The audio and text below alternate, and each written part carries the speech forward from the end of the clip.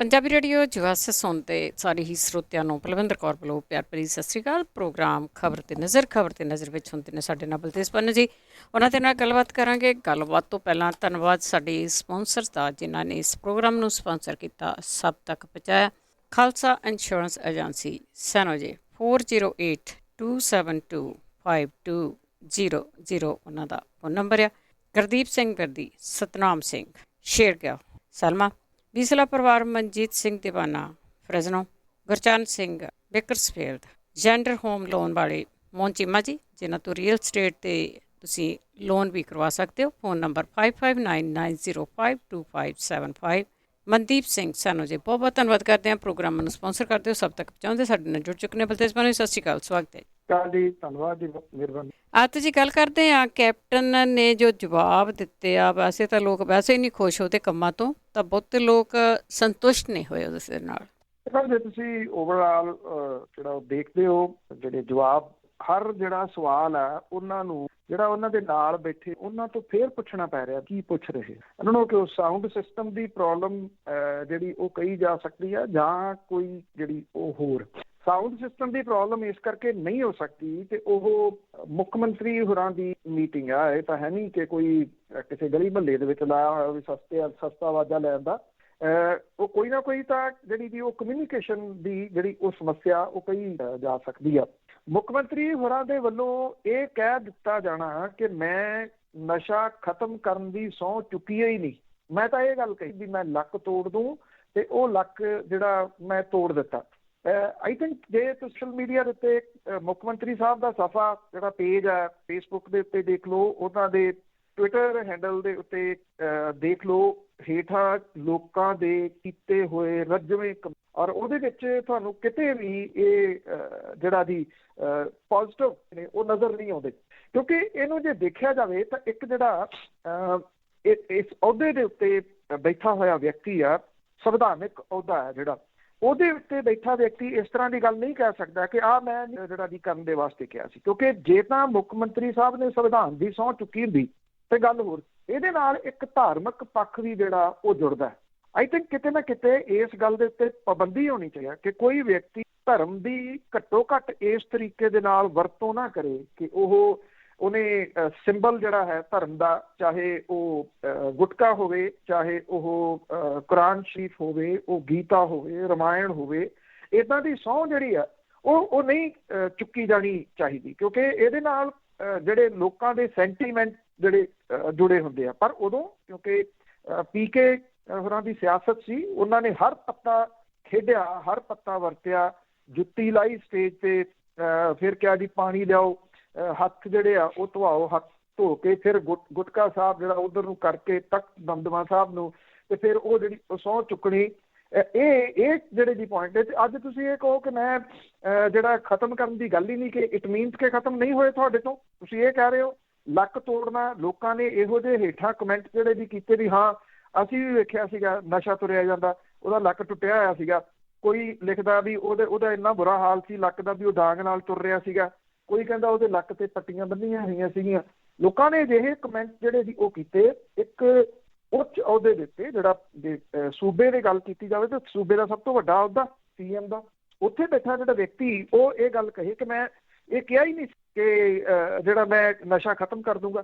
ਔਰ ਫਿਰ ਇਹ ਮੰਨੋ, ਕਿਉਂਕਿ ਆਪਾਂ ਪਿਛਲੇ 2-3 ਦਿਨਾਂ ਤੋਂ ਜਿਹੜੀ ਗੱਲ ਕਹੀ ਹੈ ਨਸ਼ਿਆਂ ਦੇ ਮਾਮਲੇ ਦੇ ਉੱਤੇ, ਜੇ ਆਪਾਂ ਪਹਿਲਾਂ ਕਰੀਏ ਤਾਂ ਉਹ ਇੱਥੇ ਜਗਰਾਓਂ ਕੋਲੇ ਸਕੂਟੀ ਤੋਂ 36 ਲੱਖ ਮਿਲ ਜਾਂਦਾ, ਘਰੇ ਛਾਪਾ ਵੱਜਦਾ 4 ਕਿਲੋ ਚਿੱਟਾ ਘਰੋਂ ਮਿਲ ਜਾਂਦਾ, 26 ਲੱਖ ਹੋਰ ਮਿਲ ਜਾਂਦਾ।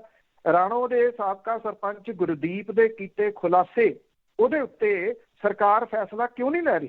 ਸਰਕਾਰ ਨੇ ਟੇਬਲ ਦੇ ਉੱਤੇ ਕਿੰਨੀ ਦੇਰ ਉਹ ਜਿਹੜੀ ਰਿਪੋਰਟ ਆ ਉਹ ਰੱਖਣੀ? ਇਹ ਚਲੋ ਇਹ ਲੱਕ ਤੋੜਨ ਵਾਲੇ ਮਾਮਲੇ 'ਚ ਹੀ ਲੈ ਲੈਣ, ਉਹਦੇ ਉੱਤੇ ਪਤਾ ਲੱਗੇ ਕਿ ਉਸ ਆਫਿਸਰ ਨੂੰ ਕਿਹਨੂੰ ਉਹ ਹੋਟਲਾਂ ਦੇ ਵਿੱਚ ਲਿਜਾਂਦਾ ਰਿਹਾ, ਉਹ ਅਫਸਰ ਕੌਣ ਨੇ। ਉੱਥੋਂ ਹੀ ਜਿਹੜਾ ਜੀ ਇਹ ਦੱਸ ਦੇਣ ਕਿ ਚਲੋ ਲੱਕ ਹੀ ਤੋੜਿਆ, ਪਤਾ ਲੱਗੇ ਵੀ ਲੱਕ ਟੁੱਟਿਆ। ਦੂਜਾ ਜਿਹੜਾ ਮਾਮਲਾ ਸੀਗਾ, ਕਿਉਂਕਿ 2 ਅਹਿਮ ਮਾਮਲੇ ਸੀ, ਬਾਕੀਆਂ ਨੂੰ ਜੇ ਛੱਡ ਵੀ ਦਿੱਤਾ ਜਾਵੇ ਉਹਦੇ ਤੇ ਬਹਾਨੇਬਾਜ਼ੀ ਕਰ ਰਹੇ ਆ, ਕਰੋਨਾ ਵਾਲੀ, ਕਰੋਨਾ ਦੀ ਆੜ ਦੇ ਵਿੱਚ ਵੀ ਕਰ ਰਹੇ। ਦੂਸਰਾ ਜਿਹੜਾ ਅਹਿਮ ਮੁੱਦਾ ਸੀ ਉਹ ਸੀ ਬੇਅਦਬੀਆਂ ਦਾ। ਉਸ ਮਾਮਲੇ ਦੇ ਉੱਤੇ ਮੁੱਖ ਮੰਤਰੀ ਸਾਹਿਬ ਨੇ ਇਹ ਗੱਲ ਕਹੀ ਕਿ ਇਹਦੀ ਕੁੰਵਰ ਵਿਜੇ ਪ੍ਰਤਾਪ ਸਿੰਘ ਹੋਰੀ ਇਨਵੈਸਟੀਗੇਸ਼ਨ ਕਰ ਰਹੇ ਆ। ਉਸ ਮਾਮਲੇ 'ਚ ਕਿਸੇ ਵੀ ਸੀਨੀਅਰ ਪੁਲਿਸ ਅਫਸਰ ਦਾ ਨਾਮ ਆਇਆ ਜਾਂ ਕਿਸੇ ਸੀਨੀਅਰ ਸਿਆਸਤਦਾਨ ਦਾ ਨਾਮ ਆਇਆ ਤੇ ਅਸੀਂ ਰੋਕਾਂਗੇ ਨਹੀਂ, ਕਾਰਵਾਈ ਹੋਣ ਤੋਂ ਉਹਦੇ ਤੇ ਕਾਰਵਾਈ ਹੋਊਗੀ ਤੇ ਛੇਤੀ ਇਹਦਾ ਚਲਾਨ ਪੇਸ਼ ਹੋਊਗਾ। ਇਹਦੇ 'ਚ ਇੱਕ ਬਹੁਤ ਵੱਡੀ ਟੈਕਨੀਕਲੀ ਜਿਹੜੀ ਉਹ ਸਮੱਸਿਆ ਹੈ ਉਹ ਇਹ ਆ, ਮੁੱਖ ਮੰਤਰੀ ਸਾਹਿਬ ਕੁੰਵਰ ਵਿਜੇ ਪ੍ਰਤਾਪ ਸਿੰਘ ਹੋਰਾਂ ਦਾ ਨਾਮ ਲੈ ਕੇ ਇਸ ਮਾਮਲੇ ਦੇ ਵਿੱਚ ਇਹ ਗੱਲ ਕਹਿ ਕੇ ਇੱਕ ਕਿਸਮ ਦੇ ਨਾਲ ਨਿਕਲ ਗਏ ਕਿ ਮੈਂ ਰੋਕ ਨਹੀਂ ਰਿਹਾ। ਕੁੰਵਰ ਵਿਜੇ ਪ੍ਰਤਾਪ ਸਿੰਘ ਹੋਰੀ ਬੇਅਦਬੀ ਮਾਮਲਿਆਂ ਦੀ ਜਾਂਚ ਨਹੀਂ ਕਰ ਰਹੇ। ਕੁੰਵਰ ਵਿਜੇ ਪ੍ਰਤਾਪ ਸਿੰਘ ਜਿਹੜੇ ਨੇ ਉਹ ਕਰ ਰਹੇ ਨੇ ਬੇਅਦਬੀ ਹੋਣ ਤੋਂ ਬਾਅਦ ਵਾਪਰੀਆਂ ਘਟਨਾਵਾਂ ਦੀ ਜਾਂਚ ਕਰ ਰਹੇ ਆ। ਜਿਹੜੀ ਬੇਅਦਬੀ ਮਾਮਲੇ ਆ ਉਹਦੀ ਜਾਂਚ ਜਿਹੜੀ ਰਣਬੀਰ ਸਿੰਘ ਖੱਟੜਾ ਹੋਰਾਂ ਦੀ ਅਗਵਾਈ ਦੇ ਵਿੱਚ ਜਿਹੜੀ SIT ਸੀ ਉਹ ਕਰ ਰਹੀ ਸੀ, ਜਿਹਨੂੰ ਪੰਜਾਬ ਹਰਿਆਣਾ ਹਾਈ ਕੋਰਟ ਨੇ ਜਿਹੜਾ ਹਟਾ ਦਿੱਤਾ। ਉਹਨਾਂ ਦੇ ਕਹਿਣ ਦੇ ਉੱਤੇ ਖੱਟੜਾ ਸਾਹਿਬ ਨੂੰ ਹਟਾਉਣਾ ਪੈ ਗਿਆ। ਉਹ ਚਲਾਨ ਵੀ ਰੱਦ ਕਰਤਾ ਹਾਈ ਕੋਰਟ ਨੇ। ਉਹ ਨਵਾਂ ਚਲਾਨ ਬਣਿਆ ਨਹੀਂ ਬਣਿਆ, ਕਦੋਂ ਬਣੂਗਾ, ਇਹ ਦੋ SIT ਜਿਹੜੀ ਆ ਇਹ ਕੋਟਕਪੂਰੇ ਦੇ ਵਿੱਚ ਲੋਕਾਂ ਦੇ ਉੱਤੇ ਹੋਇਆ ਤਸ਼ੱਦਦ, ਉਹਨਾਂ ਤੇ ਚੱਲੀਆਂ ਡਾਂਗਾਂ, ਸੁੱਟਿਆ ਗਿਆ ਗੰਦਾ ਪਾਣੀ, ਲਾਠੀਚਾਰਜ ਤੇ ਮੁੜ ਕੇ ਜਿਹੜਾ ਸੀਗਾ ਚੱਲੀ ਗੋਲੀ ਦੇ ਵਿੱਚ ਜਿਹਦੇ ਵਿੱਚ 2 ਜਾਣੇ ਮਾਰੇ ਗਏ। ਇਹ SIT ਉਹਦੀ ਜਾਂਚ ਜਿਹੜੀ ਉਹ ਕਰ ਰਹੀ ਆ ਬੜੇ ਫਾਸਟ ਦੇ ਤਰੀਕੇ ਨਾਲ। ਲੋਕਾਂ ਨੂੰ ਵੀ ਇਹ ਚਿੱਤਾ ਹੀ ਨਹੀਂ ਹੋਣਾ ਜੀ ਵੀ ਇਹ SIT 2 ਨੇ। ਜਿਹੜਾ ਕ੍ਰਾਸ ਕੁਐਸਚਨ ਹੈ ਉਹ ਕਰਨ ਨਹੀਂ ਦਿੱਤਾ ਜਾ ਰਿਹਾ ਸੀਗਾ। ਵੈਸੇ ਹੋ ਸਕਦਾ ਹੈ ਕਿ ਬਹੁਤੇ ਪੱਤਰਕਾਰਾਂ ਨੂੰ ਵੀ ਇਸ ਗੱਲ ਦਾ ਇਲਮ ਨਾ ਹੋਵੇ ਕਿ ਇਹ SIT ਕੁੰਵਰ ਵਿਜੇ ਪ੍ਰਤਾਪ ਸਿੰਘ ਹੋਰਾਂ ਵਾਲੀ ਜਿਹੜੀ ਆ ਉਹ ਬੇਅਦਬੀ ਦੀਆਂ ਘਟਨਾਵਾਂ ਦੀ ਜਾਂਚ ਨਹੀਂ ਕਰ ਰਹੀ। ਉਹ ਇਹਦੇ ਚੋਂ ਸਲਿੱਪ ਕਰਕੇ ਸਾਈਟ ਤੋਂ ਨਿਕਲ ਗਏ ਜੀ ਮੁੱਖ ਮੰਤਰੀ ਸਾਹਿਬ ਜੀ। ਤੇ ਅੱਗੇ ਗੱਲ ਕਰਦੇ ਆ ਬੀਮਾ ਸੋਧ ਬਿੱਲ ਜਿਹੜਾ ਉਹ ਰਾਜ ਸਭਾ ਦੇ ਵਿੱਚ ਪਾਸ ਕਦੀ ਕੇਂਦਰ ਦੀ ਸਰਕਾਰ ਦੇ ਵੱਲੋਂ ਹਰ ਖੇਤਰ ਦੇ ਵਿੱਚ ਜਿਹੜਾ ਪ੍ਰਾਈਵੇਟਾਈਜ਼ ਜਿਹੜਾ ਕੀਤਾ ਜਾ ਰਿਹਾ। ਬੈਂਕ ਕਰਮਚਾਰੀਆਂ ਤੋਂ ਬਾਅਦ ਲਾਈਫ ਇੰਸ਼ੋਰੈਂਸ ਕਾਰਪੋਰੇਸ਼ਨ ਦੇ ਮੁਲਾਜ਼ਮਾਂ ਨੇ ਮੁਲਕ ਭਰ ਦੇ ਵਿੱਚ 1 ਦਿਨ ਦੀ ਹੜਤਾਲ ਕੀਤੀ। 2 ਦਿਨ ਦੀ ਹੜਤਾਲ ਬੈਂਕਾਂ ਨੇ ਕੀਤੀ ਸੀ। ਇਹ LIC ਜਿਹੜੀ ਹੈ ਲਾਈਫ ਇੰਸ਼ੋਰੈਂਸ ਕਾਰਪੋਰੇਸ਼ਨ, ਉਹਨਾਂ ਨੇ ਜਿਹੜੀ ਉੱਤੀ national federation of insurance field workers of India insurance EMPLOYEES association ਦੇ ਸੱਦੇ ਦੇ ਉੱਤੇ ਦੇਸ਼ ਭਰ ਦੇ ਮੁਲਾਜ਼ਮ ਜਿਹੜੇ ਸੀ ਉਹਨਾਂ ਨੇ ਇਹ ਹੜਤਾਲ ਕੀਤੀ। ਜਿਵੇਂ ਰਕੇਸ਼ ਟਕੈਤ ਹੋਰੀ ਕਹਿੰਦੇ ਆ ਕਿ 2021 ਜਿਹੜਾ ਉਹ ਇਹ ਐਜੀਟੇਸ਼ਨ ਦਾ ਵਰ੍ਹਾ ਹੈ। ਦੇਖੋ ਇਹ ਕਿਹਾ ਜਾ ਸਕਦਾ ਹੈ ਕਿ ਐਜੀਟੇਸ਼ਨ ਜਿਹੜੀਆਂ ਦੀ ਉਹ ਹਰ ਖੇਤਰ ਦੀਆਂ ਇੱਕ ਕਿਸਮ ਦੇ ਨਾਲ ਸਟਾਰਟ ਹੋ ਗਈਆਂ ਹੋਈਆਂ ਨੇ ਔਰ ਬਿਨਾਂ ਕਿਸੇ ਸ਼ੱਕ ਦੇ ਕਿਸਾਨ ਅੰਦੋਲਨ ਨੇ ਇਹਨਾਂ ਸਾਰਿਆਂ ਨੂੰ ਇੱਕ ਹੌਸਲਾ ਦਿੱਤਾ। ਪਰ ਸਰਕਾਰ ਜਿਹੜੀ ਹੈ ਜੀ ਉਹ ਆਪਣਾ ਕੰਮ ਉਸੇ ਤਰੀਕੇ ਦੇ ਨਾਲ ਕਰੀ ਜਾ ਰਹੀ ਹੈ। ਰਾਜ ਸਭਾ ਨੇ ਬੀਮਾ ਖੇਤਰ ਦੇ ਵਿੱਚ ਸਿੱਧਾ ਜਿਹੜੀ FDI ਹੈ ਇਹਦੀ ਹੱਦ 49% ਤੋਂ ਵਧਾ ਕੇ 74% ਕਰਨ ਸੰਬੰਧੀ ਜਿਹੜਾ ਬਿੱਲ ਸੀਗਾ ਉਹ ਪਾਸ ਕਰ ਦਿੱਤਾ। ਵਿੱਤ ਮੰਤਰੀ ਨਿਰਮਲਾ ਸੀਤਾਰਮਨ ਨੇ ਇਹਦੀ ਜਿਹੜੀ ਚਰਚਾ ਹੋਈ ਉਹਦੇ ਜਵਾਬ 'ਚ ਕਿਹਾ ਕਿ ਬੀਮਾ ਖੇਤਰ ਦੇ ਵਿੱਚ FDI ਫੋਰਨ ਡਾਇਰੈਕਟ ਇਨਵੈਸਟਮੈਂਟ ਹੈ, ਇਹਦੀ ਹੱਦ ਵਧਾ ਕੇ 74% ਕਰਨ ਦੇ ਨਾਲ ਇਹਦੀਆਂ ਕੰਪਨੀਆਂ ਦੀ ਜਿਹੜੀ ਵੱਧਦੀ ਪੂੰਜੀ ਦੀ ਜ਼ਰੂਰਤ ਹੈ ਉਹ ਪੂਰੀ ਕਰਨ ਦੇ ਵਿੱਚ ਮਦਦ ਮਿਲੂਗੀ। ਇਹ ਵੀ ਕਿਹਾ ਕਿ ਕੰਪਨੀਆਂ ਇਹ ਤੈਅ ਕਰ ਸਕਣ ਕਿ ਉਹਨਾਂ ਕਿਸ ਹੱਦ ਤੱਕ FDI ਲੈਣਾ। ਇਹ ਵੀ ਕਿਹਾ ਕਿ ਨਾ ਤਾਂ ਇਹ ਇਨਵੈਸਟਮੈਂਟ ਵਾਲੀ ਗੱਲ ਹੈ ਨਾ ਪ੍ਰਾਈਵੇਟਾਈਜ਼ ਕਰਨ ਵਾਲੀ ਜਿਹੜੀ ਉਹ ਗੱਲ ਹੈ। ਤੇ ਬੀਮਾ ਖੇਤਰ ਦੀਆਂ ਸਾਰੀਆਂ ਧਿਰਾਂ ਵਿਚਾਰ ਚਰਚਾ ਤੋਂ ਬਾਅਦ ਇਸ ਖੇਤਰ ਦੇ ਵਿੱਚ FDI ਦੀ ਹੱਦ ਵਧਾਉਣ ਦਾ ਫੈਸਲਾ ਜਿਹੜਾ ਉਹ ਲਿਆ ਗਿਆ। ਕਿਹਦੇ ਨਾਲ ਗੱਲ ਕੀਤੀ, ਕਦੋਂ ਗੱਲ ਕੀਤੀ, ਇਹ ਕੁਛ ਨਹੀਂ ਜਿਹੜਾ ਜੀ ਉਹ ਪਤਾ। ਲੋਕ ਸਭਾ ਦੇ ਵਿੱਚ ਉਧਰ ਵਿਰੋਧੀ ਧਿਰ ਦੇ ਮੈਂਬਰਾਂ ਨੇ ਸਰਕਾਰ ਦੀ ਜਿਹੜੀ ਇਨਵੈਸਟਮੈਂਟ ਹੈ ਜਿਹੜੀਆਂ ਪ੍ਰਾਈਵੇਟਾਈਜ਼ ਕੀਤਾ ਜਾ ਰਿਹਾ ਇਹਦੇ ਉੱਤੇ ਚਿੰਤਾ ਜ਼ਾਹਰ ਜਿਹੜੀ ਉਹ ਕੀਤੀ। ਸਾਲ 2020-21 ਦੇ ਵਾਸਤੇ ਬਹਿਸ ਦੇ ਵਿੱਚ ਹਿੱਸਾ ਲੈਂਦਿਆਂ ਹੋਇਆ NCP ਦੇ ਆਗੂ ਸੁਪ੍ਰਿਆ ਸੁਲੇ ਨੇ ਜਿਹੜੀ ਦੀ ਇਹ ਗੱਲ ਕਹੀ ਕਿ 8 ਮੰਤਰਾਲਿਆਂ ਨੇ ਵੇਚਣ ਵਾਲੀਆਂ ਜਾਇਦਾਦਾਂ ਦੀ ਸੂਚੀ ਤਿਆਰ ਕੀਤੀ ਹੋਈ ਹੈ। ਸਰਕਾਰ LIC ਚੋਂ ਆਪਣੀ ਹਿੱਸੇਦਾਰੀ ਘਟਾ ਰਹੀ ਹੈ। ਉਹਨੇ ਇਹ ਵੀ ਕਿਹਾ ਕਿ ਉਹ ਸਮਝਦੇ ਨੇ ਕਿ ਇਨਵੈਸਟਮੈਂਟ ਕਰਨਾ ਸਮੇਂ ਦੀ ਲੋੜ ਹੈ ਕਿਉਂਕਿ ਸਾਰੀ ਦੁਨੀਆ 'ਚ ਹੋ ਰਿਹਾ, ਪਰ ਇਹ ਇੰਨੇ ਖਤਰਨਾਕ ਢੰਗ ਦੇ ਨਾਲ ਕੀਤਾ ਜਾ ਰਿਹਾ। ਸਰਕਾਰ ਨੂੰ LIC ਸਣੇ 8 ਮੰਤਰਾਲਿਆਂ ਦੇ ਵਿਭਾਗ ਵੇਚਣ ਦੀ ਇੰਨੀ ਕਾਹਲੀ ਕਿਉਂ ਹੈ ਤੇ ਮੁਨਾਫੇ 'ਚ ਜਿਹੜੇ ਕਿ ਮੁਨਾਫੇ ਦੇ ਵਿੱਚ ਚੱਲ ਰਹੇ ਆ। ਉਹਨੇ ਕਿਹਾ ਕਿ ਚਿੰਤਾ ਵਾਲੀ ਜਿਹੜੀ ਉਹ ਗੱਲ ਹੈ। ਉਧਰ YSRCP ਦੇ ਮਾਰਗਨੀ ਭਾਸ ਨੇ ਸਰਕਾਰ ਨੂੰ ਜਿਹੜਾ ਇਸ ਮਾਮਲੇ ਸਟੀਲ ਪਲਾਂਟ ਜਿਹੜਾ ਵਿਭਾਗ ਦੇ ਵਿੱਚ ਹੈ ਉਹਦੇ ਪ੍ਰਾਈਵੇਟਾਈਜ਼ ਨਾ ਕਰਨ ਦੇ ਵਾਸਤੇ ਕਿਹਾ। ਸਰਕਾਰ ਨੇ ਪ੍ਰਾਈਵੇਟਾਈਜ਼ ਜਿਹੜਾ ਉਹ ਕਰਨ ਦੇ ਵਾਸਤੇ ਲੱਕ ਬੰਨਿਆ ਹੋਇਆ। ਜਦੋਂ ਬੈਂਕਾਂ ਦੀ ਹੜਤਾਲ ਚੱਲ ਰਹੀ ਸੀ ਤੇ ਸਰਕਾਰ 100 ਦੇ ਕਰੀਬ ਇਸ ਤਰ੍ਹਾਂ ਦੇ ਅਦਾਰੇ ਜਿਹੜੇ ਸਰਕਾਰੀ ਨੇ ਉਹਨਾਂ ਨੂੰ ਪ੍ਰਾਈਵੇਟਾਈਜ਼ ਕਰਨ ਦੀ ਸੂਚੀ ਬਣਾਉਣ 'ਚ ਰੁੱਝੀ ਹੋਈ ਸੀ। ਹਾਂਜੀ, ਜੇ ਅੱਗੇ ਰਾਹੁਲ ਗਾਂਧੀ ਦੀ ਗੱਲ ਕਰੀਏ ਤਾਂ ਉਸਨੇ ਸ਼ਹੀਦ ਹੋਏ ਕਿਸਾਨਾਂ ਦਾ ਮੁੱਦਾ ਚੱਕਿਆ। ਰਾਹੁਲ ਗਾਂਧੀ ਹੋਰਾਂ ਨੇ ਪਹਿਲਾਂ ਵੀ ਲੋਕ ਸਭਾ ਦੇ ਵਿੱਚ ਇਹ ਜਿਹੜਾ ਮਾਮਲਾ ਚੁੱਕਿਆ ਸੀਗਾ। ਹੁਣ ਫੇਰ ਦੁਬਾਰਾ ਉਹਨੇ ਇਹ ਗੱਲ ਕਹੀ ਆ ਕਿ ਅੰਦੋਲਨ ਦੇ ਦੌਰਾਨ ਸ਼ਹੀਦ ਹੋਏ ਕਿਸਾਨਾਂ ਨੂੰ ਸ਼ਰਧਾਂਜਲੀ ਨਾ ਜਿਹੜੀ ਦੇਣੀ, ਇਹ ਸਰਕਾਰ ਬਿਲਕੁਲ ਅਣਗਹਿਲੀ ਆ। ਉਹਨਾਂ ਨੇ ਕਿਹਾ ਕਿ ਜਾਨਾਂ ਕੁਰਬਾਨ ਕਰਨ ਵਾਲੇ 300 ਦੇ ਕਰੀਬ ਕਿਸਾਨਾਂ ਦੀ ਯਾਦ ਦੇ ਵਿੱਚ ਉਹਨਾਂ ਦੇ ਵੱਲੋਂ ਰੱਖਿਆ ਗਿਆ 2 ਮਿੰਟ ਦਾ ਮੌਨ ਭਾਜਪਾ ਨੂੰ ਮਨਜ਼ੂਰ ਨਹੀਂ ਹੈ। ਰਾਹੁਲ ਗਾਂਧੀ ਨੇ ਅੰਦੋਲਨ ਦੇ ਦੌਰਾਨ ਸ਼ਹੀਦ ਹੋ ਚੁੱਕੇ 300 ਕਿਸਾਨਾਂ ਲਈ #300 ਡੈਥ ਐਟ ਪ੍ਰੋਟੈਸਟ ਮੁਹਿੰਮ ਵੀ ਜਿਹੜੀ ਉਹ ਚਲਾਈ, ਜਿਹੜੀ ਕਿ ਇੱਥੇ ਇਹਦੇ ਟਵਿੱਟਰ ਦੇ ਉੱਤੇ ਜਿਹੜੀ ਉਹ ਚੱਲਦੀ ਰਹੀ। ਉਹਨਾਂ ਹਿੰਦੀ ਦੇ ਵਿੱਚ ਲਿਖੇ ਟਵੀਟ 'ਚ ਕਿਹਾ ਕਿ ਮੈਂ ਬਾਰ-ਬਾਰ ਮੁਲਕ ਦੇ ਸ਼ਹੀਦ ਹੋਏ ਕਿਸਾਨਾਂ ਤੇ ਮਜ਼ਦੂਰਾਂ ਨੂੰ ਸ਼ਰਧਾਂਜਲੀਆਂ ਦੇਵਾਂਗਾ। ਮੈਂ ਉਹਨਾਂ ਤੋਂ ਨਹੀਂ ਡਰਦਾ ਜਿਹੜੇ ਮੇਰੀ ਖਾਮੋਸ਼ੀ ਨੂੰ ਮੇਰਾ ਡਰ ਸਮਝਦੇ ਆ। ਉਹਨਾਂ ਨੇ ਇੱਕ ਹੋਰ ਟਵੀਟ ਦੇ ਵਿੱਚ ਉਹਨਾਂ ਨੌਕਰੀਆਂ ਖੁਸਣ ਲਈ ਸਰਕਾਰ ਤੇ ਹਮਲਾ ਬੋਲਿਆ ਤੇ ਇੱਕ ਰਿਪੋਰਟ ਨੱਥੀ, ਜਿਹਦੇ ਵਿੱਚ ਦਾਅਵਾ ਜਿਹੜਾ ਉਹ ਕੀਤਾ ਗਿਆ ਕਿ ਮਹਾਮਾਰੀ ਦੇ ਦੌਰਾਨ ਵੱਡੀ ਗਿਣਤੀ ਦੇ ਵਿੱਚ EPF ਖਾਤੇ ਜਿਹੜੇ ਉਹ ਬੰਦ ਹੋ ਗਏ। ਜਦੋਂ ਰਾਹੁਲ ਗਾਂਧੀ ਨੇ ਇਹ ਮਾਮਲਾ ਲੋਕ ਸਭਾ ਦੇ ਵਿੱਚ ਉਠਾਇਆ ਸੀਗਾ ਤਾਂ ਭਾਰਤੀ ਜਨਤਾ ਪਾਰਟੀ ਦੇ ਨਾਲ ਜਿਹੜੇ ਸੰਬੰਧਿਤ ਮੈਂਬਰ ਪਾਰਲੀਮੈਂਟ, ਮੰਤਰੀ, ਬਾਕੀ ਸਾਰੇ ਉਹ ਹੱਸਦੇ ਬੈਠੇ ਰਹੇ ਸੀਗੇ ਲੋਕ ਸਭਾ ਦੇ ਵਿੱਚ, ਕਿਉਂਕਿ ਇਹ ਅਚਾਨਕ ਜਦੋਂ ਅਜੇ ਪਿਛਲਾ ਜਿਹੜਾ ਇਸ ਸੈਸ਼ਨ ਦਾ ਪਹਿਲਾ ਪਾਰਟ ਜਿਹੜਾ ਚੱਲ ਰਿਹਾ ਸੀ, ਉਸ ਵੇਲੇ ਇਹ ਰਾਹੁਲ ਗਾਂਧੀ ਹੋਰਾਂ ਨੇ ਮਾਮਲਾ ਜਿਹੜੇ ਕਿਸਾਨ ਸੀ ਉਹਨਾਂ ਨੂੰ ਸ਼ਰਧਾਂਜਲੀ ਦੇਣ ਦਾ ਉਠਾਇਆ ਸੀਗਾ। ਔਰ ਗੱਲ ਕਰਦਿਆਂ ਉਹਨਾਂ ਨੇ ਇਹ ਕਹਿਤੀ ਸੀ ਕਿ ਮੈਂ ਮੌਨ ਧਾਰਦਾ ਉਹਨਾਂ ਦੇ ਵਾਸਤੇ ਜਿਹੜੇ ਸ਼ਹੀਦ ਹੋਏ ਨੇ ਸਰਹੱਦਾਂ ਦੇ ਉੱਤੇ।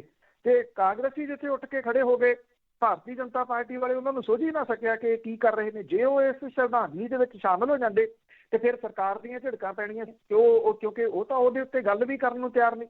ਸਰਕਾਰ ਜਿਹੜੀ ਉਹ ਪਾਰਲੀਮੈਂਟ ਦੇ ਵਿੱਚ ਲਿਖਤੀ ਰੂਪ 'ਚ ਕਹਿੰਦੀ ਕਿ ਸਾਨੂੰ ਨਹੀਂ ਪਤਾ ਜਿਨ੍ਹਾਂ ਦੀ ਡੈਥ ਹੋਈ ਆ ਉਹ ਕੌਣ ਨੇ, ਨਾ ਸਾਡੇ ਕੋਲੇ ਕੋਈ ਲਿਸਟ ਹੈ, ਨਾ ਸਾਡੇ ਕੋਲੇ ਕੋਈ ਡਾਟਾ। ਜਿਹੜੇ ਆਪਣੇ ਗਵਰਨਰ ਹੈਗੇ ਨੇ ਸਤਪਾਲ, ਜਿਨ੍ਹਾਂ ਦਾ ਜ਼ਿਕਰ ਆਪਾਂ ਪਿਛਲੇ ਦਿਨਾਂ ਤੋਂ ਕਰਦੇ ਰਹੇ ਹਾਂ, ਉਹਨਾਂ ਨੇ ਵੀ ਇਹੀ ਗੱਲ ਜਿਹੜੀ ਉਠਾਈ ਕਿ ਕਿਸੇ ਦਾ ਕੁੱਤਾ ਵੀ ਮਰ ਜੇ ਤੇ ਸਰਕਾਰ ਲੈਟਰ ਜਿਹੜਾ ਜੀ ਉਹ ਭੇਜਦੀ ਹੈ। ਕਿਸੇ ਹਾਦਸੇ ਦੇ ਵਿੱਚ ਡੈਥ ਹੋ ਜੇ ਤੇ ਸਰਕਾਰ ਜਿਹੜੀ ਆ ਉਹ ਸਿੰਪਥੀ ਜ਼ਾਹਰ ਕਰਦੀ ਹੈ ਵੀ ਇੱਥੇ ਇੰਨੇ ਕਿਸਾਨਾਂ ਦੀ ਮੌਤ ਹੋ ਚੁੱਕੀ ਹੋਈ ਆ। ਔਰ ਅਜੇ ਤੱਕ ਸਰਕਾਰ ਦੇ ਕੰਨਾਂ ਦੇ ਉੱਤੇ ਜੂੰ ਹੀ ਨਹੀਂ ਜਿਹੜੀ ਉਹ ਸਰਕ ਰਹੀ। ਤੇ ਇਹ ਮਾਮਲਾ ਜਿਹੜਾ ਬਿਨਾਂ ਕਿਸੇ ਸ਼ੱਕ ਦੇ ਵੱਡੇ ਰੂਪ ਦੇ ਵਿੱਚ ਉੱਭਰ ਰਿਹਾ। ਜਦੋਂ ਕੋਈ ਵਿਰੋਧੀ ਧਿਰ 'ਚ ਉਠਾਉਂਦਾ ਤੇ ਕਿਉਂਕਿ ਕੱਲ੍ਹ ਜਦੋਂ ਹੈਸ਼ਟੈਗ ਦੇ ਨਾਲ ਇਹ ਮਾਮਲਾ ਕਈ ਘੰਟਿਆਂ ਤੱਕ ਟ੍ਰੈਂਡ ਦੇ ਵਿੱਚ ਰਿਹਾ ਔਰ ਇਹਨੂੰ ਬਹੁਤ ਸਾਰੇ ਲੋਕਾਂ ਨੇ ਇਹ ਹੈਸ਼ਟੈਗ ਵਰਤ ਕੇ ਜਿਹੜਾ ਉਹ ਟਵੀਟ ਵੀ ਕੀਤਾ। ਉੱਧਰ ਜਿਹੜਾ ਗੁਰਦਾਸਪੁਰ ਡਿਸਟ੍ਰਿਕਟ ਦੇ ਵਿੱਚ ਇੱਕ ਉੱਥੋਂ ਦੇ ਰਹਿਣ ਵਾਲੇ ਗਿਆਨ ਸਿੰਘ ਦੀ ਮੌਤ ਜਿਹੜੀ ਉਹ ਹੋ ਗਈ ਆ, ਜਿਹੜਾ ਕਿ ਇੱਥੇ ਦਿੱਲੀ ਦੇ ਵਿੱਚ ਮੋਰਚੇ ਤੋਂ ਪਰਤਿਆ ਹੀ ਸੀਗਾ। ਔਰ ਇਹ ਕਿਹਾ ਜਾ ਰਿਹਾ ਕਿ ਉਹ ਜਿਹੜਾ ਉਹ ਕੁਛ ਢਿੱਲਾ ਮੱਠਾ ਹੋ ਗਿਆ, ਜਿਹਦੇ ਕਰਕੇ ਉਹ ਘਰ ਆਇਆ ਤੇ ਅਚਾਨਕ ਉਹਦੀ ਮੌਤ ਹੋ ਗਈ। ਔਰ ਜਿਹੜੀ ਮੌਤਾਂ ਦੀ ਗਿਣਤੀ ਆ ਉਹ 300 ਦੇ ਨੇੜੇ ਜਿਹੜੀ ਉਹ ਚਲੀ ਗਈ ਹੋਈ ਆ। ਜਿਹੜੇ ਵੱਖ-ਵੱਖ ਸਰਹੱਦਾਂ ਦੇ ਉੱਤੇ ਜਿਨ੍ਹਾਂ ਦੀ ਮੌਤ ਹੋਈ ਆ, ਗਾਜੀਪੁਰ ਸਰਹੱਦ ਦੇ ਉੱਤੇ, ਸਿੰਘੂ ਸਰਹੱਦ ਦੇ ਉੱਤੇ ਜਾਂ ਟਿਕਰੀ ਸਰਹੱਦ ਦੇ ਉੱਤੇ, ਕਿਉਂਕਿ ਬਹੁਤ ਗਿਣਤੀ ਲੋਕ ਜਿਹੜੇ ਆ ਉਹ ਪੰਜਾਬ ਤੇ ਹਰਿਆਣੇ ਤੋਂ ਨੇ। ਸਿੰਘੂ ਤੇ ਟਿਕਰੀ ਦੇ ਉੱਤੇ ਬੈਠੇ ਹੋਏ ਤੇ ਪੰਜਾਬ ਤੇ ਹਰਿਆਣੇ ਦੇ ਵਿੱਚ ਹੀ ਜਿਹੜੇ ਰਹਿਣ ਵਾਲੇ ਬਹੁਤੇ ਕਿਸਾਨ ਸੀ ਜਿਨ੍ਹਾਂ ਦੀ ਇੱਥੇ ਮੌਤ ਹੋਈ। ਔਰ ਖਾਸ ਤੌਰ ਦੇ ਉੱਤੇ ਇਹ ਮੌਤਾਂ ਜਿਹੜੀਆਂ ਸੀ ਠੰਡ ਦੇ ਦੌਰਾਨ ਜ਼ਿਆਦਾ ਹੋਈਆਂ। ਬਿਲਕੁਲ ਜੀ, ਆਮ ਲੋਕਾਂ ਨੂੰ ਤੇ ਕੀੜੇ ਮਕੌੜੇ ਸਮਝਦੇ ਆ, ਬੰਦੇ ਨਹੀਂ ਸਮਝਦੇ। ਇਸ ਕਰਕੇ ਹਰਿਆਣੇ ਦੇ ਵਿਧਾਨ ਸਭਾ ਦੀ ਜੇ ਗੱਲ ਕਰੀਏ ਤਾਂ ਉੱਥੇ ਨੁਕਸਾਨ ਵਸੂਲੀ ਦਾ ਬਿੱਲ ਪਾਸ ਹੋਇਆ। ਇਹ ਜਿਹੜਾ ਐਕਚੁਅਲੀ ਹਰਿਆਣੇ ਦੇ ਵੱਲੋਂ ਜਿਹੜਾ ਲਿਆਂਦਾ ਗਿਆ, ਇਹਦੇ ਵਿੱਚ ਸੰਪੱਤੀ ਵਸੂਲੀ ਬਿੱਲ 2021 ਪੇਸ਼ ਕੀਤਾ ਗਿਆ। ਜਿਹੜੀ ਮੁੱਖ ਵਿਰੋਧੀ ਧਿਰ ਸੀ ਕਾਂਗਰਸ ਤੇ ਆਜ਼ਾਦ ਵਿਧਾਇਕਾਂ ਨੇ ਵਿਰੋਧ ਕੀਤਾ। ਰੌਲੇ ਰੱਪੇ ਦੇ ਵਿੱਚ ਇਹ ਬਿੱਲ ਪਾਸ ਕਰ ਦਿੱਤਾ ਗਿਆ। ਜਿਹੜੇ ਕਾਂਗਰਸੀ ਵਿਧਾਇਕ ਸੀ ਉਹਨਾਂ ਨੇ ਬਿੱਲ ਵਾਪਸ ਲਓ ਦੇ ਨਾਅਰੇ ਵੀ ਲਾਏ ਔਰ ਇਸ ਬਿੱਲ ਦੇ ਤਹਿਤ ਰੋਸ ਮੁਜ਼ਾਹਰੇ ਧਰਨੇ ਦੇ ਦੌਰਾਨ ਸਰਕਾਰੀ ਜਾਂ ਜਿਹੜੀ ਪ੍ਰਾਈਵੇਟ ਜਾਇਦਾਦ ਆ ਉਹਨੂੰ ਕੋਈ ਨੁਕਸਾਨ ਹੋਊਗਾ ਤਾਂ ਉਹਦੇ ਮੁਜ਼ਾਹਰਾਕਾਰੀਆਂ ਤੋਂ ਉਹਦੇ ਨੁਕਸਾਨ ਦਾ ਜਿਹੜਾ ਉਹ ਲਿਆ ਜਾਊਗਾ। ਬਿੱਲ ਦਾ ਵਿਰੋਧ ਕਰਦੇ ਹੋਏ ਜਿਹੜੇ ਕਾਂਗਰਸੀ ਵਿਧਾਇਕ ਰਣਧੀਰ ਸਿੰਘ ਕਾਦੀਆਂ ਸੀ, ਉਹਨੇ ਇਹ ਗੱਲ ਕਹੀ ਕਿ ਭਾਜਪਾ ਜਜਪਾ ਸਰਕਾਰ ਜਿਹੜੀ ਆ ਕਿਸਾਨ ਅੰਦੋਲਨ ਨੂੰ ਦਬਾਉਣ ਲਈ ਇਹ ਬਿੱਲ ਲੈ ਕੇ ਔਰ ਇਹ ਬਿੱਲ ਸੂਬੇ ਦੇ ਲੋਕਾਂ ਨੂੰ ਵੰਡਣ ਦਾ ਕੰਮ ਕਰੂਗਾ।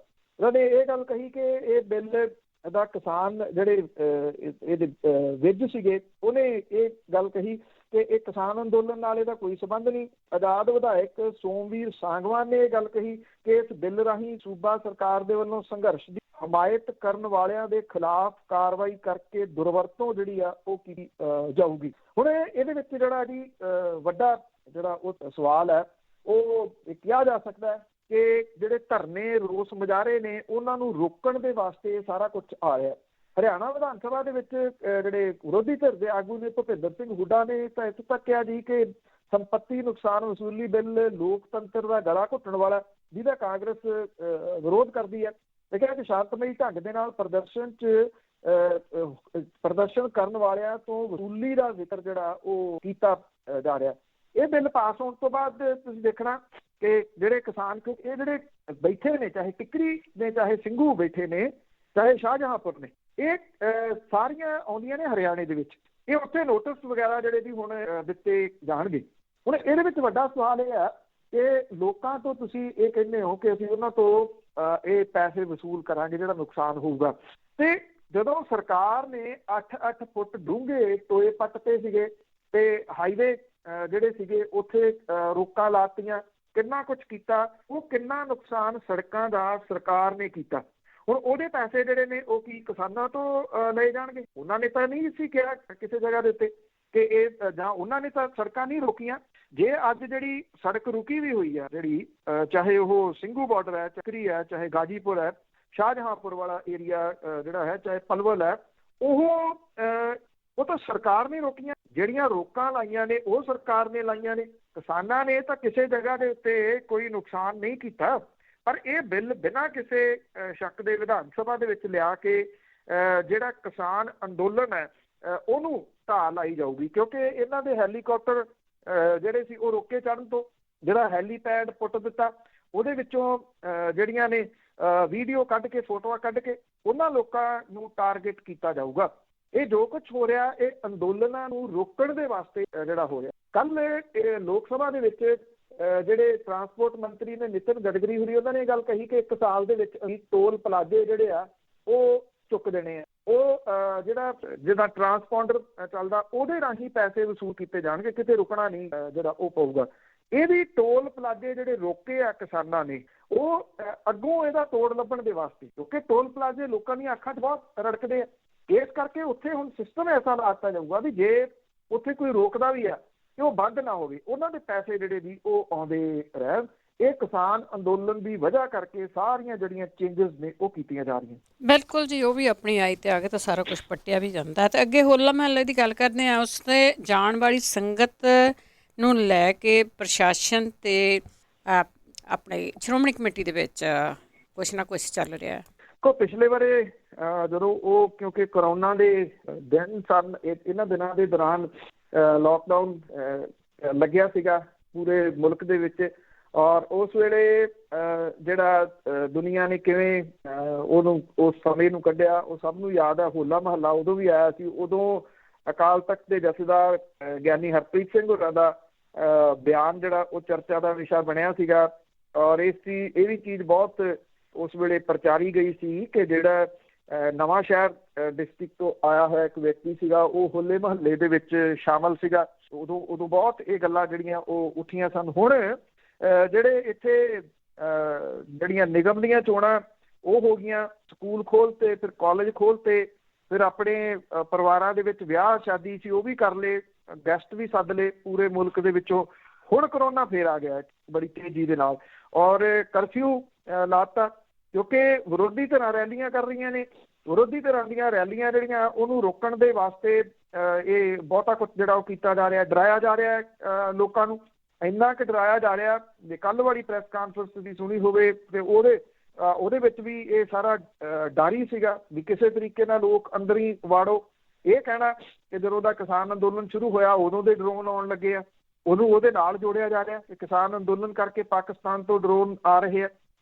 ਜਿਹੜੇ ਇੱਥੇ 21 ਤਰੀਕ ਨੂੰ ਬਾਘੇ ਪੁਰਾਣੇ ਦੇ ਵਿੱਚ ਰੈਲੀ ਹੋ ਰਹੀ ਆ ਆਮ ਆਦਮੀ ਪਾਰਟੀ ਦੀ, ਉਹਦੇ ਵਾਸਤੇ ਇਹ ਕਿਹਾ ਗਿਆ ਕਿ ਜਿਹੜੇ ਅਰਵਿੰਦ ਕੇਜਰੀਵਾਲ ਨੇ ਉਹ ਆਪਣੀ ਰਿਪੋਰਟ ਲੈ ਕੇ ਆਉਣ, ਉਹਨਾਂ ਦੀ ਰਿਪੋਰਟ ਜ਼ਰੂਰੀ ਕਰਾਰ ਦਿੱਤੀ ਗਈ ਆ। ਉਧਰ ਹੋਲਾ ਮਹੱਲਾ ਜਿਹੜਾ ਉੱਥੇ ਇਹ ਕਿਹਾ ਗਿਆ ਡਿਪਟੀ ਕਮਿਸ਼ਨਰ ਰੂਪਨਗਰ ਦੇ ਵੱਲੋਂ ਕਿ ਅਨੰਦਪੁਰ ਸਾਹਿਬ ਦੇ ਵਿੱਚ ਹੋਲੇ ਮਹੱਲੇ ਤੇ ਆਉਣ ਵਾਲੀ ਜਿਹੜੀ ਸੰਗਤ ਆ ਉਹ ਕਰੋਨਾ ਨੈਗੇਟਿਵ ਦੀ ਰਿਪੋਰਟ ਲੈ ਕੇ ਆਵੇ। ਹੁਣ ਇਹਨੂੰ ਧਾਰਮਿਕ ਮਸਲਾ ਜਿਹੜਾ ਜੀ ਉਹ ਬਣਾਉਣ ਦੇ ਪੂਰੇ ਯਤਨਾਂ 'ਚ ਨੇ ਜਗੀਰ ਕੌਰ ਹੋਰੀ।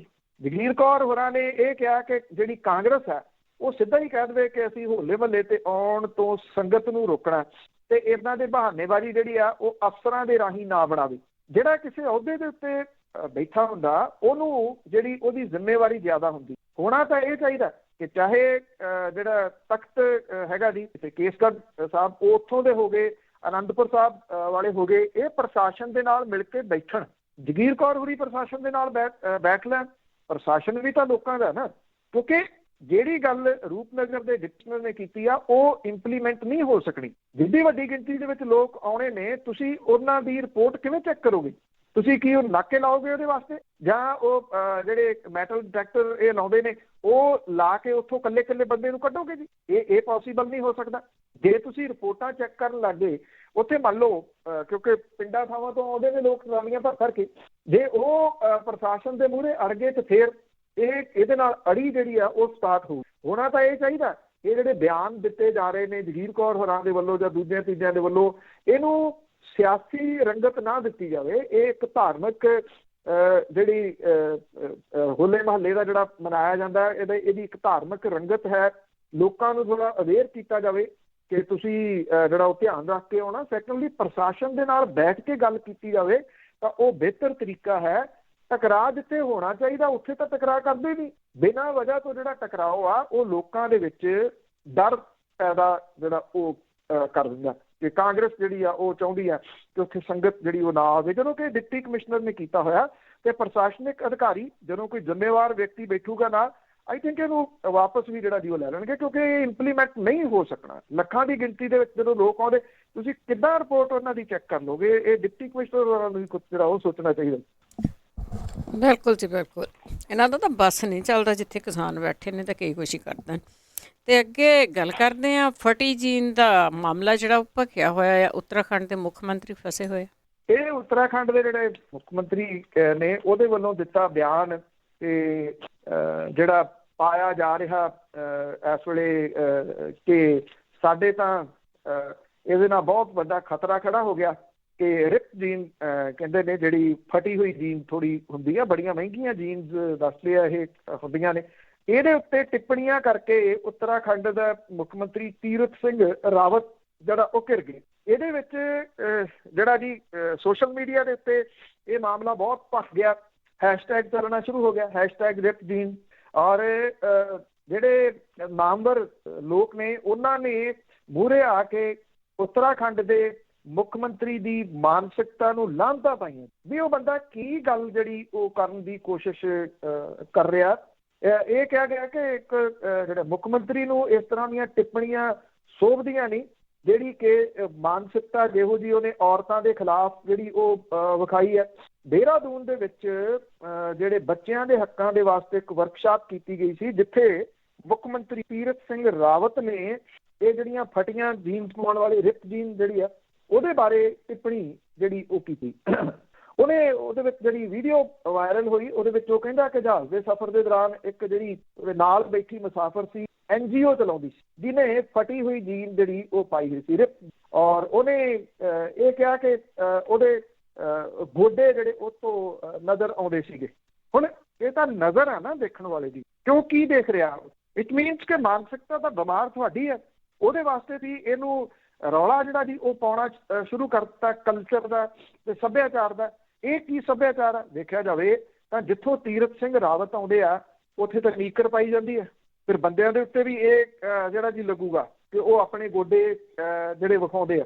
ਇਸ ਤਰ੍ਹਾਂ ਦੀ ਜਿਹੜੀ ਮਾਨਸਿਕਤਾ ਹੈ ਉਹ ਲੋਕ ਕਿੰਨਾ ਅਹੁਦਿਆਂ ਦੇ ਉੱਤੇ ਲਿਜਾ ਕੇ ਜਿਹੜਾ ਉਹ ਬਿਠਾ ਦਿੱਤੇ ਗਏ, ਜਿਨ੍ਹਾਂ ਨੂੰ ਬੱਚੀਆਂ ਦੇ ਉੱਤੇ ਜਿਹੜਾ ਜੀ ਇੱਕ ਕਿਸਮ ਦੇ ਨਾਲ ਇਹੋ ਜਿਹੀ ਮਾਨਸਿਕਤਾ ਉਹਨਾਂ ਨੂੰ ਦਿਸਣ ਲੱਗ ਗਈ ਕਿ ਉਹ ਜ਼ਿਕਰ ਕਰਦਾ ਕਿ ਮੈਂ ਜਹਾਜ਼ ਦੇ ਵਿੱਚ ਸੀ।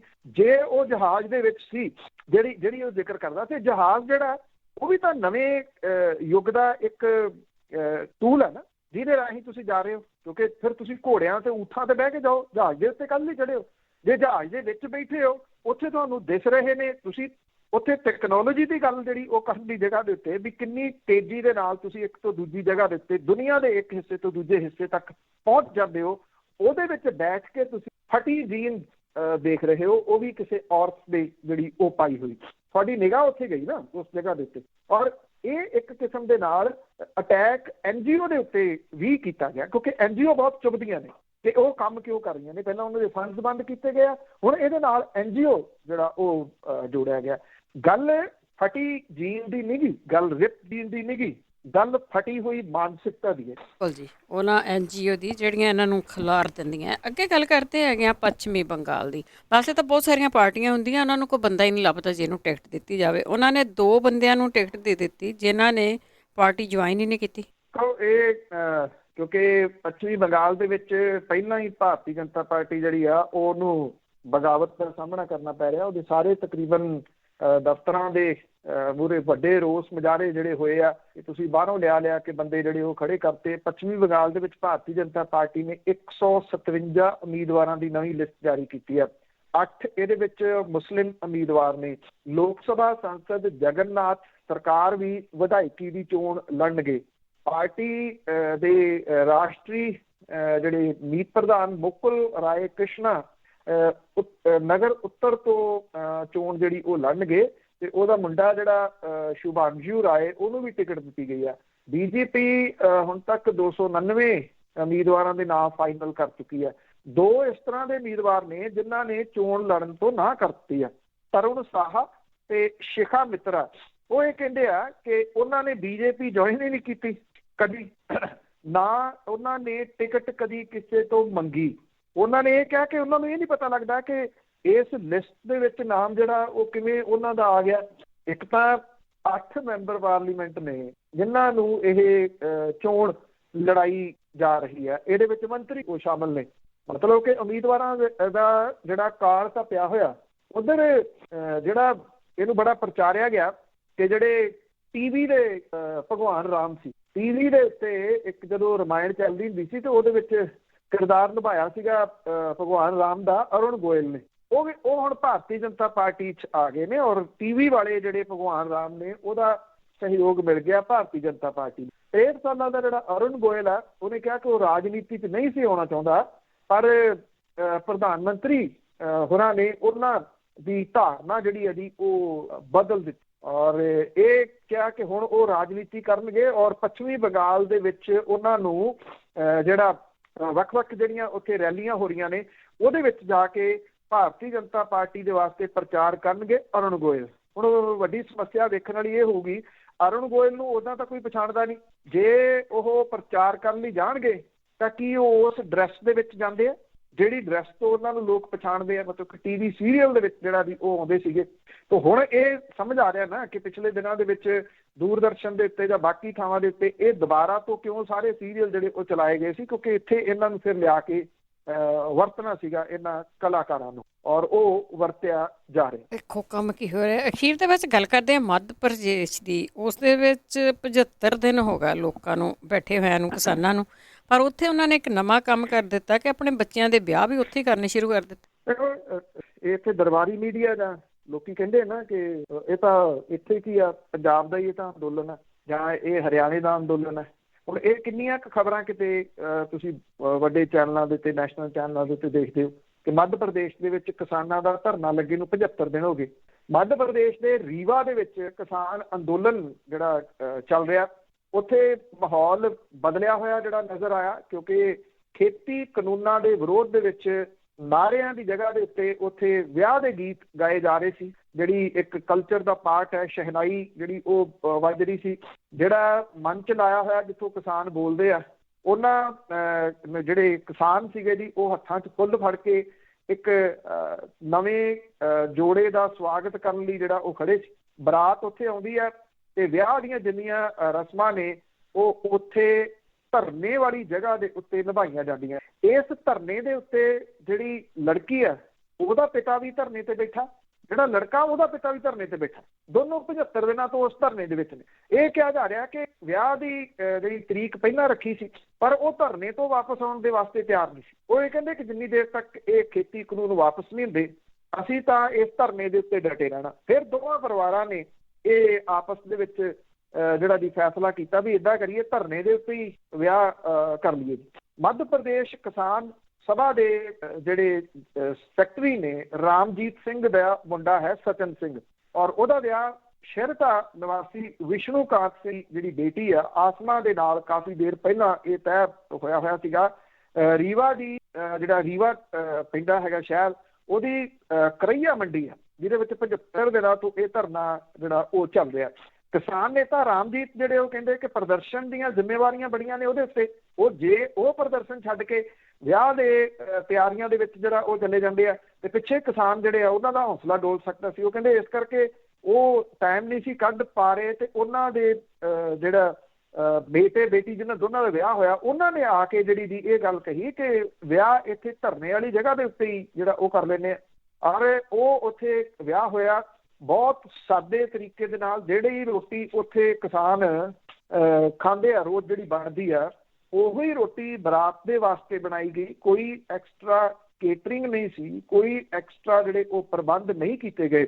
ਜਿਹੜਾ ਸ਼ਗਨ ਦਿੰਦੇ ਨੇ ਨਵੀਂ ਵਿਆਹੀ ਜੋੜੀ ਨੂੰ, ਉਹ ਸਾਰਾ ਸ਼ਗਨ ਜਿਹੜਾ ਸੀ ਉਹ ਦੋਨਾਂ ਨੇ, ਲਾੜੇ ਤੇ ਲਾੜੀ ਨੇ, ਉੱਥੇ ਕਿਸਾਨ ਜਿਹੜੀ ਜਥੇਬੰਦੀ ਆ ਉਹਨੂੰ ਦੇ ਦਿੱਤਾ। ਔਰ ਦਾਜ ਦਹੇਜ ਦੀ ਤਾਂ ਕੋਈ ਗੱਲਬਾਤ ਹੀ ਜਿਹੜਾ ਜੀ ਉਹਦੇ ਵਿੱਚ ਨਹੀਂ ਸੀ। ਸੋ ਇਹਨੇ ਇੱਕ ਨਵਾਂ ਜਿਹੜਾ ਜੀ ਰਾਹ ਖੋਲ੍ਹਿਆ ਔਰ ਇੱਕ ਮੈਸੇਜ ਵੀ ਜਿਹੜਾ ਉਹ ਦਿੱਤਾ ਕਿ ਇਸ ਤਰੀਕੇ ਦੇ ਨਾਲ ਵੀ ਇੰਨਾ ਸਾਦਾ ਵਿਆਹ ਹੋ ਸਕਦਾ। ਦੂਸਰੀ, ਦੋਨਾਂ ਦੇ ਜਿਹੜੇ ਪੇਰੈਂਟਸ ਨੇ ਉਹਨਾਂ ਦੀ ਕਿਸਾਨ ਸੰਘਰਸ਼ ਪ੍ਰਤੀ ਕਮਿਟਮੈਂਟ ਜਿਹੜੀ ਉਹ ਕਮਾਲ ਸੀ ਜੀ। ਬਹੁਤ ਧੰਨਵਾਦ ਬਲਤੇਜ ਪੰਨੂ ਜੀ। ਮਿਹਰਬਾਨੀ ਜੀ, ਧੰਨਵਾਦ ਜੀ, ਸਤਿ ਸ਼੍ਰੀ ਅਕਾਲ ਜੀ। ਤੇ ਸਰੋਤੇ ਇਸੇ ਦੇ ਨਾਲ ਸਾਡਾ ਅੱਜ ਦਾ ਬੁਲੇਟਿਨ ਇੱਥੇ ਸਮਾਪਤ। ਬਲਵਿੰਦਰ ਕੌਰ ਵੱਲੋਂ ਆਪ ਸਭ ਨੂੰ ਹੀ ਪਿਆਰ ਭਰੀ ਸਤਿ